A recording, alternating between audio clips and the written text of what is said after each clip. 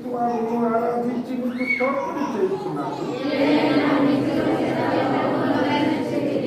ఒక కడుగులకు యేసు ప్రభు జీవమును విడిచేడు వారి వలె నుండుటను ఆ దుష్ట యూదులు చూచి ఆయనను సిలువలో కొట్టి అవమానముగా చంపవలెనని తన త్రోవలోనే మృతి చెందినని తలంచి ఆయన కనుక సిలువను మోయుటకు సిరేనియా చిన్నులు బలవంతము చేయడం గురించి ధ్యానించడముగాక.